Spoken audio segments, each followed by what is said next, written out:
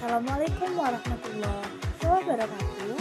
Perkenalkan, saya Melanda dengan NIM A1C2220079 dari R002 angkatan 2022. Di sini saya akan menjelaskan tentang konsep psikologi digital kependidikan.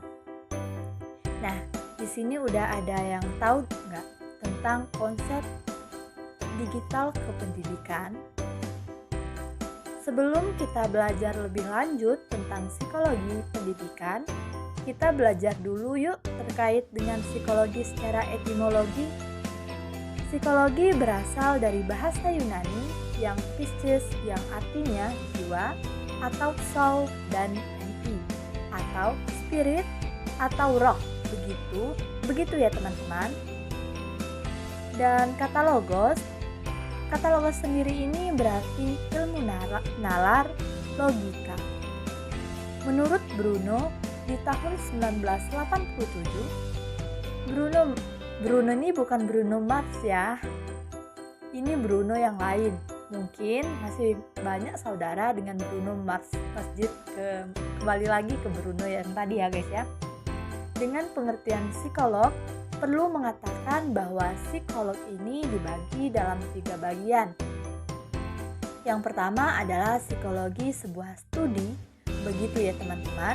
Penyelidik terkait dengan kedua psikologi adalah ilmu pengetahuan mengenai kehidupan mental. Dan yang ketiga psikologi adalah ilmu pengetahuan mengenai tingkah laku organisme. Kalau menurut Sentrok di tahun 2014, Sentrok ini mengatakan bahwa psikologi adalah studi ilmiah tentang perilaku dan proses mental. Nah, kalau menurut Sah itu bagaimana lagi?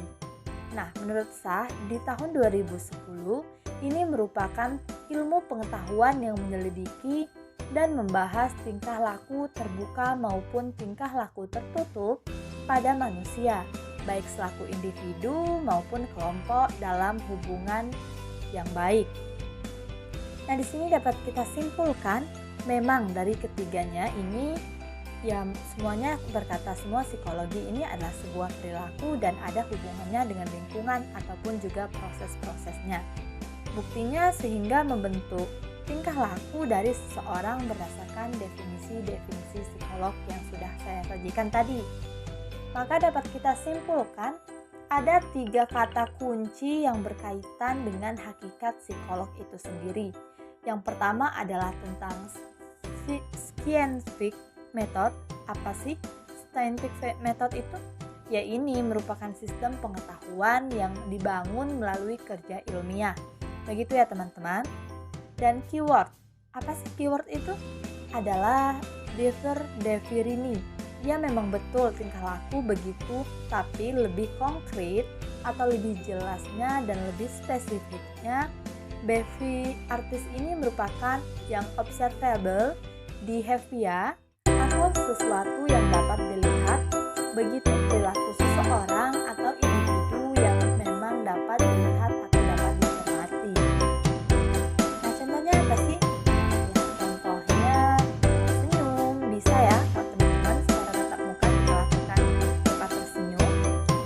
Yang kedua yaitu bisa senyum begitu ya, menangis, berlari, berbicara, makan minum, pegang laptop, begitu ya tingkah laku yang memang dapat diamati. Kayak tadi adalah mental proses. Nah, mental proses ini merupakan internal event atau sesuatu dari dalam diri. Contohnya lebih ke arah perasaan gitu nah. Terus seperti cemas, berpikir, adalah sesuatu yang tidak dapat dilihat secara kasat mata atau observable. Itu tadi, dan ini termasuk dalam mental proses yang kita lihat dan kita amati.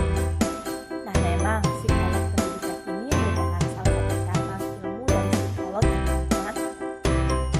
Ada 8 cabang ilmu yang sudah saya tuliskan.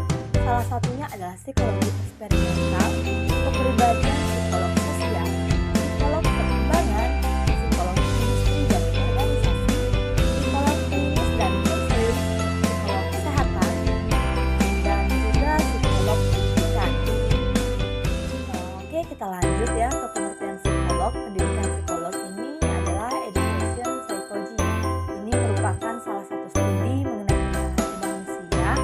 Kegiatan belajar dan pembelajaran tidak hanya itu ya teman-teman, tapi juga dalam penerapan konsep dari teori psikolog lainnya. Nah, psikolog seperti yang sudah saya sampaikan tadi sedang memfokuskan diri pada pemahaman tentang proses belajar dan pembelajaran dalam lingkungan pendidikan. Nah, yang berhubungan dengan perilaku manusia ini dapat dikatakan sebagai psikologi pendidikan. Ini merupakan akumulasi pengetahuan, kebijaksanaan, dan teori yang didasarkan pada pengalaman yang mestinya dimiliki setiap guru untuk memecahkan masalah pelajaran sehari-hari. Pembelajaran jelas, ya tadi sudah saya katakan strategi, metode, lalu keluar hasilnya, maka kita dapat mengevaluasikan apakah memang sebelumnya strategi dan metode itu sudah fatal, saran begitu ya, sudah sesuai dengan karakteristik dari kelas tersebut, dan juga hasil dari pembelajaran ini. Kita bisa mengevaluasi kalau misalnya nilainya turun, semuanya nanti ada kaitannya dengan motivasi belajar yang akan kita bahas nanti. Peran psikolog dalam pembentukan kepribadian dari pendidik ini diharapkan agar ketiga psikologis yang saya sebutkan tadi, kepribadian dari pendidikan, kepribadian pendidik ini memberikan pengaruh yang sangat besar bagi sikap karakter maupun hidup belajar dari seseorang. Nah, peserta didik ini atau siswa nantinya sehingga belajar pendidik sebelum mengajar, maka dia perlu mengetahui kepribadian dan diri. Ini teman-teman dan psikologi pendidikan sebagai sebuah disiplin ilmu yang pengembangan sesuatu potensi dan kecakapan yang dilakukan oleh peserta dalam interaksi individu. Dan tentunya juga dapat membantu pendidik atau guru nantinya untuk mempunyai pemahaman yang baik tentang diri sendiri, sehingga melalui pemahaman diri sendiri murid dapat mengerti apa yang disampaikan oleh gurunya. Nah, kita nih sebagai calon guru nantinya dapat mengajar secara bijaksana. Tentunya ini bukan sesuatu hal yang mudah ya teman-teman. Tidak serta-merta 12 kali mengajar kita dapat membentuk kepribadian yang baik untuk namun begitu, dengan cara belajar terus-menerus, menggali ilmu, tidak putus asa, maka kita akan menjadi seorang pendidik yang bijaksana. Nah, yang ini kita bisa melakukan prestasi belajar, jadi kita sudah memberikan yang optimal kepada peserta didik. Yang optimal juga peran yang memahami perbedaan siswa. Jelas, ya bahwa psikologi pendidikan ini guru atau pendidik nantinya juga dapat lebih memahami karakter siswa atau sifat bawaan yang memang berbeda. Tentu saja kita sebagai seorang pendidik nantinya akan mendapatkan murid yang bermacam, bervariasi pengetahuannya. Maka kita harus menciptakan iklim belajar yang inklusif. Nah, dengan kita mengetahui atau mengenal teori-teori yang ada di psikologi pendidikan ini, maka guru dapat memberikan iklim belajar yang lebih kondusif. Nah, teman-teman, dengan peran yang saya sebutkan tadi, apakah kita bisa menjaga kesinambungan dengan emosi? Ini adalah salah satu jiwa yang dapat sangat berpengaruh bagi keadaan belajar peserta didik. Emosi begitu dengan keadaan belajar atau prestasi, seseorang sudah pasti banyak sekali dampaknya. Hal itu, jika keadaan emosi stabil, maka ia dapat belajar dengan baik. Begitupun sebaliknya ya teman-teman. Perbedaan siswa dengan guru adalah siswa tidak dapat mengontrol emosi guru, sedangkan guru dapat mengontrol emosi siswa. Kita harus menjaga